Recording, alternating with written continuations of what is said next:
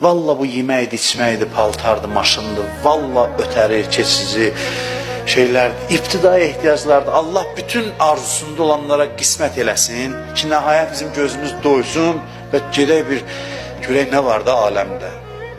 Nə qədər olar eyni dərdlərlə yaşadıq, ömür keçdi öz ünvanıma deyirəm. Yaxşı da bu yemək bir tikə hamıya verilir. İndi az, çox, eyni şeylərdir. Nə qədər də növ olsa, inanın, nə qədər də artsa, yenə də həmin halətdir. Bəzən də ondan da ağır olur. Elə bil ki, görməmiş kimi arzulamaq var.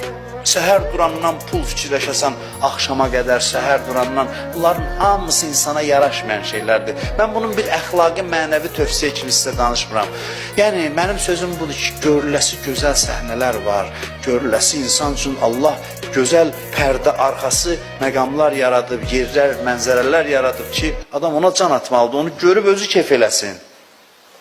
Keyfdirsə, kababın keyfindənsə, ged o şeylərin keyfi. Kababın keyfi var da, əlinin altındadır.